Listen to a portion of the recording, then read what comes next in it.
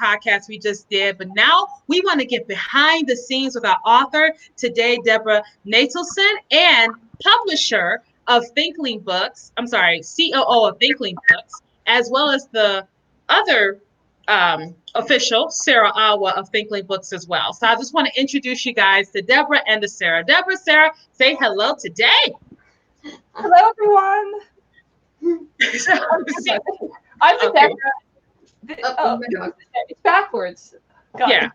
So Deborah's saying hi. She's in blue, and Sarah's off to the side. So Sarah, thank you. Deborah, thank you for being with us. Well, I had a fantastic time with you, Deborah, on the show. You know I did. And you know I was doing my best not to fangirl about The Land of the Purple Rainbow. It was very difficult because I just found the book absolutely amazing, you know. So now I want to get some stuff we may not have had an opportunity to talk about on the show itself. And one of those things is your cast of characters, because you deliberately use characters in a way to progress the idea about imagination. And you don't have to pick apart all the characters, but what are some of those characters that help the Clockwork Man, who's the protagonist of our story, to become who he is?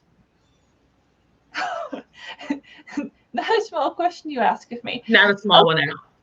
Well, I'll pick perhaps a slightly unexpected character. I'll pick Raskolnikov, who looks like a winter white Russian dwarf hamster.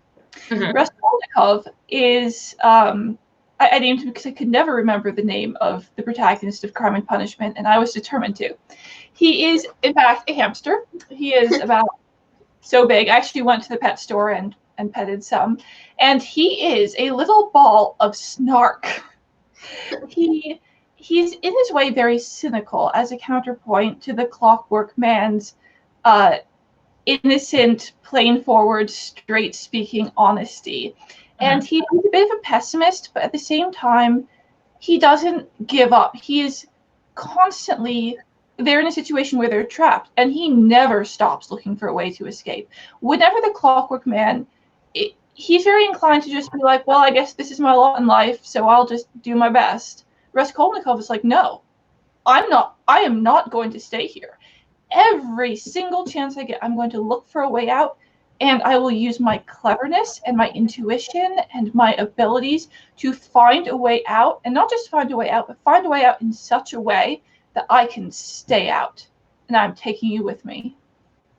So, I love him as a character, particularly since he's a hamster. We're used to seeing hamsters as these little small things that are also cute, but he actually has a lot of bite to him, you know. And we want to thank Tam Jernigan for joining in the conversation. Tam, thank you so much for saying hey to the show. Glad to have you. Tam is one of big supporter of Right Stuff. So Tam, thanks for saying hello.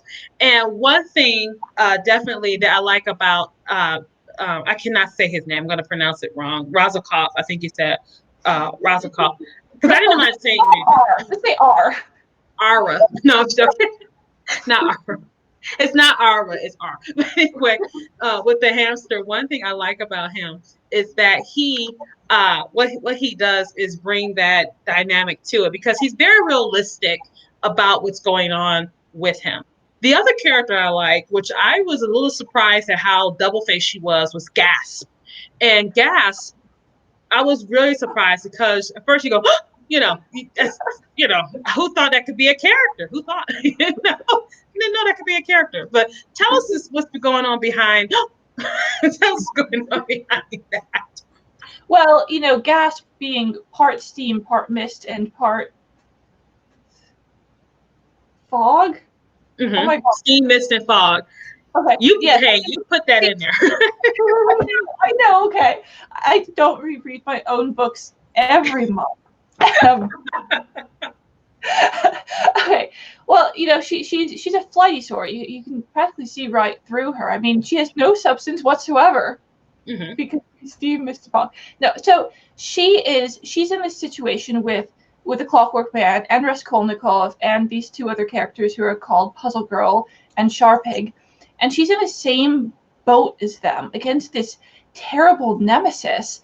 And yeah, but unlike Raskolnikov, who is determined to get out no matter what and take the others with him, she is just determined to make the best of the situation for Gasp and no one else, and she is perfectly willing to throw everyone else under the metaphorical, although not in this case literal, but maybe that's in book 2, bus. Mm-hmm.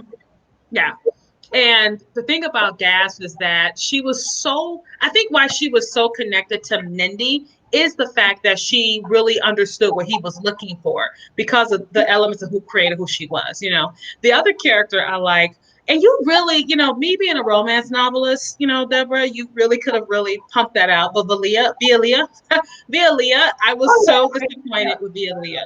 But tell us, you ruined her life. Thank you. I appreciate that. You ruined her life. Okay, but tell us about Vialia when she meets the Clockwork Man. So Vialia first appears in chapter 3, which is the antechamber to Imaginarium, because the Clockwork Man is trying to get to Imaginarium, but first he has to stop and repair himself from all the damage that time has done to him. But he's been told by his father, the clockmaker, not to trust other clockmakers. So instead, he finds Vialia, who makes those mechanical music boxes that you wind up, which do use a form of clockwork, and use cogs and gears, but aren't actually clocks, so they don't count. And he finds this, and he comes to her, and he's very simple at this point in the book, because it's a coming-of-age story, so he grows and changes. He doesn't yet have an imagination. All he has is his father's dying wishes to follow. And she's utterly intrigued by him, because she has worked all her life with clockwork, and she herself comes from Perpetua, the land of time, and so she knows how incredible it is to have a clockwork man who is himself a very skilled clockmaker, and she's fascinated, and she's just wants him to stay with her forever, and he so doesn't get it. Yeah, and he doesn't recognize what he is to her, and she's fascinated by him. And then he's so stupid, and I think it's like a typical male thing. It's like it's right in your face, and you don't realize until 20 years later. Oh, what, you were into me? Did the flowers and the chocolates give you a clue or what? And I love Vialia. I felt so bad for her. The other thing about this book, and we touched on it in the show, but I really want to talk about time, because time does come across as an antagonist, but she really isn't. She is simply doing her job, which is the measurement of events, and that's what she's doing. It's her job. So when you were thinking about time, you didn't make her evil. Like, I didn't get the impression she was evil. I got the impression she's just doing what she's supposed to do. Mm-hmm. And I think there are a lot of areas in our life that we tend to think of as bad or unpleasant, but which are our duties. And immediately to my mind come two totally different things. One is natural disasters. Yeah. Natural disasters are the world working like it's supposed to work. There are supposed to be rock slides. There are supposed to be floods. And because they inconvenience, damage, or even kill us, because they cause bad to happen to us, we call them evil, but they're not evil. They're just bad. And there is a difference. Evil is caused by human intent. Evil is when a human being treats another human being as not human, as an object, as a thing. And this can take all sorts of forms, but that's really what it comes back to. But a blizzard has no evil intent, is just bad. Right. And then on the other end of things, they're just the unpleasant tasks, like I have a dog. I have to pick up after her twice a day. Ew. Yeah. But I do it because it's my duty and because I love her. And it's not evil. It's not even bad. It's just unpleasant. And time is much the same way. Time is a part of our lives. Aging is a part of our lives. Dying and pain and suffering are a part of our lives, and they're important and they have purpose. And that doesn't mean we have to like them, but accepting them and understanding them will do us a whole lot more good than railing against them. Yeah, you can't rail against time because, again, time's doing her job. And I love how you personified her, because she has a big part in the story, but not a huge part, because she's part of the story. Like time is going by as you're reading the story. And that's what's so unique about the land of the purple ring is this faceted layer over and over of just things happening. Like time is happening. Like I could be writing a story right now while I'm reading the land of purple ring, but my time is being used to actually further my creativity. So you find yourself in perpetua going, okay, weighing time. This is important. This is important. Because I think as a writer, you do need to be a reader because you like to see how other people write. And there's a scene in here. I love this scene. And I wish I could do accents. I so wish I could do accents. I cannot do accents, but if I could do accents, this would be in a British accent. And this is the one I was reading earlier when we were talking before the broadcast. And it's when he starts to have a hint of imagination. And I just love your wordplay here. The wordplay is just amazing. The wordplay is amazing in here, and it makes me like I felt like an idiot. Like I'm reading this book and I feel like an idiot. So right here, I think this is when he enters. This is when he enters Imaginarium, and so he's going through a field of flowers, and he's starting to understand and get hints of an idea. So I just love this part here. So crushing the flowers have been adequate to release their hints. And again, hints is a double play off the smell, the everything else is going on here. So a hint of something usually is like the precursor to an idea. So anyway, crushing the flowers have been adequate to release their hint, but the clockmaker soon found this technique insufficient for Bones. For when he shattered them, the dust flew everywhere and blinded him, while their contents escaped. Bones required special technique, and after some experimentation, he found that he could crack them gently and peel them like eggshells. The imagination lay within, to be slurped out. Only, since the clockmaker could not slurp, he smeared the marrow over his casing and thus extrapolated their contents. Extrapolations, that's my favorite part. Extrapolations, whether calculations, estimations, prognostications, computations, or ratiocinations, did nothing to flood the clockmaker's mind with new information. Instead, they used existing information in combination. And I'm sitting there reading this going, that's freaking brilliant. It was almost like a rap. Like maybe we should call you, some rapper name, Natelson the rapper or something. I don't know, but it was so cool how you did that. But there's an important lesson here. There's an important lesson here, though, because he's in this graveyard of bones. He's in the graveyard of bones, and he's taking the marrow from these bones and putting it into himself. And this, I think, is a part of a cautionary tale about creation. Tell us what you think that part is. Well, I know what I think, but as the author, you wrote it, so. You're not going to like my answer. Then don't tell me. No, go ahead. Tell me. Go ahead, my answer is, I was just being really absurd and having so much fun with it, and it occurred to me that I had to put it in with most beautiful, absurd, flowing language that I could, because why not? No, it's no more spectacular than that, Parker. It's no more spectacular. Well, I think I had so much fun. All right, so I'll go ahead and give you a definition. When he puts the marrow on his casing, he's using someone else's imagination instead of his own. That's how I read it. I know. And then you said extrapolations, calculations, estimations. I don't even know what the other word meant. So computation. No, but you're right when you take it that way, because everything in Imaginarium that's already been created has been created because other people have passed there before, and the stuff of imagination has taken on other people's forms. And so not just the bones, but really, in some ways, everything he finds, the hydrangeas from before and the cooking supplies from later, those are all other people's tools, not his. And so you are absolutely right. But I'll stand by it. I was being very silly. And this is Amy says, I love how you read out a part and pony out why you like it. Amy, thanks so much for joining in the conversation. And this book, when you read it, you can't help but have that response to it. Like I said, there's a story here but it's about writers and artistry. Now, I want to shift the conversation to Sarah, because Sarah, you're one of the principals behind Thinkling Book too. And so I want people who are listening and watching to know more about Thinkling Books, because this is Sarah's dream.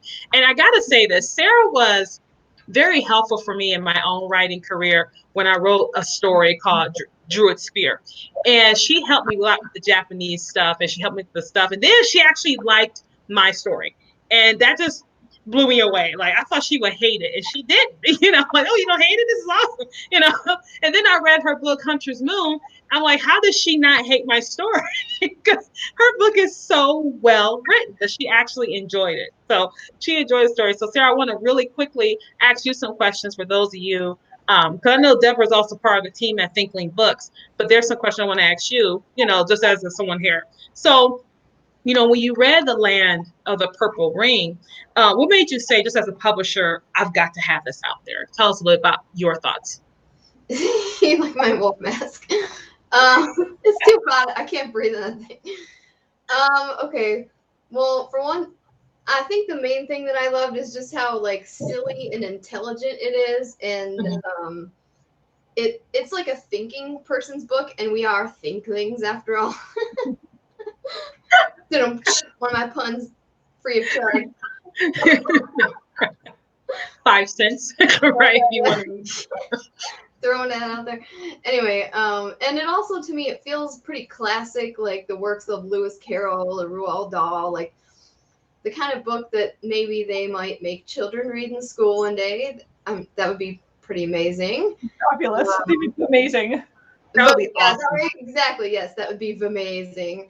And if they ever do, those kids better realize how lucky they are, because I didn't get to read anything near that good when I was in school. It was just weird, disturbing stuff. I was like, Mom! So I was like, what is this? I like that. So, I like how you said. You are my invisible friend.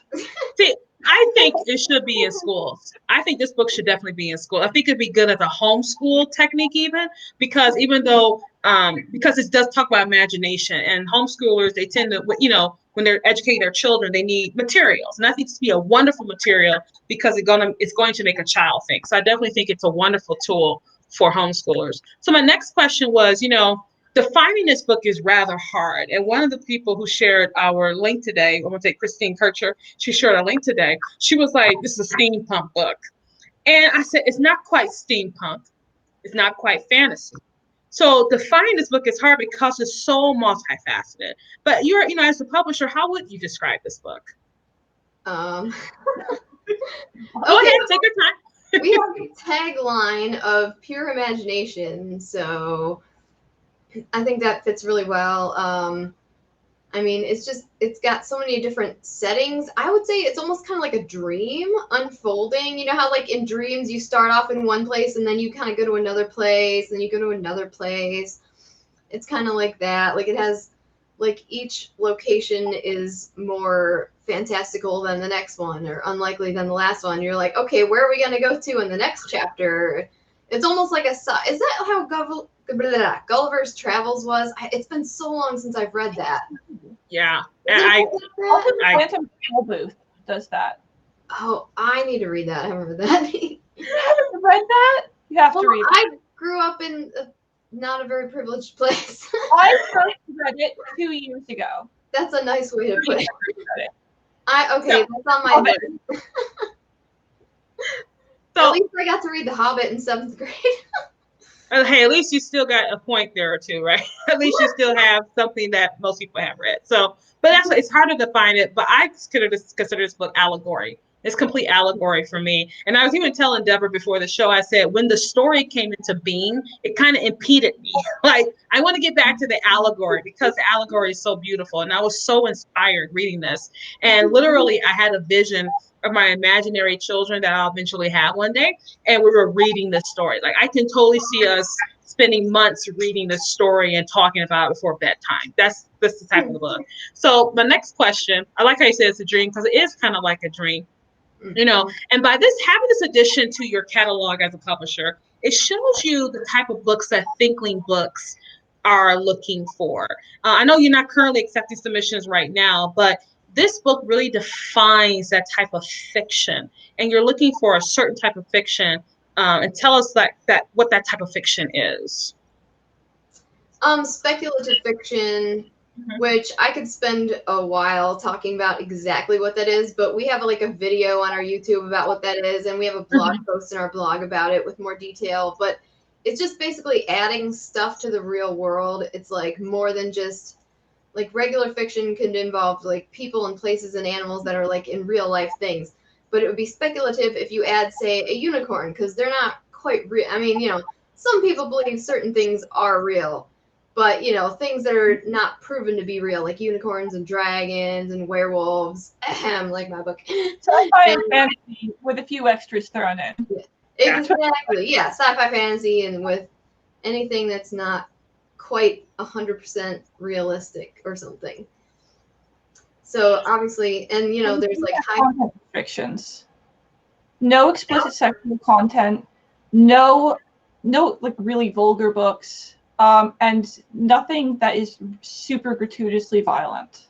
Yeah. Yeah. A little hit in the head is fine. Towards religion or culture. Mm-hmm. But yeah, for sure. What were you saying, sir?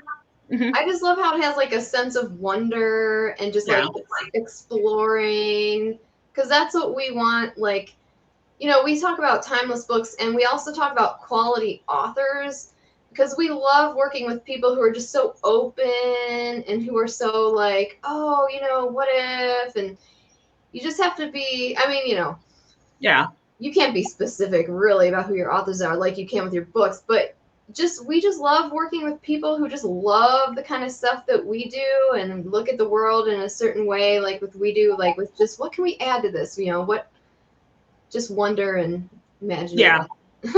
And I like that. It's hard to say. It's really hard. Imagination is key. Yeah. Imagination is the key, and I like that. And this book definitely has that. And I was thinking, if this is the caliber of story, then you've got a great catalog coming up. Wonderful authors up there. And what definitely want to do is we get ready to end our after show today. I'm so glad you guys came on to do the after show, let people know more about you. And The Land of the Purple Ring, for those viewing out there, you can read it to your kids. And imagine having a story that is going to make your kids think, and they're going to be able to imagine as they're thinking. And then for the adult, imagine a story that makes you think and is going to open your imagination, because this book is all about creation and imagination.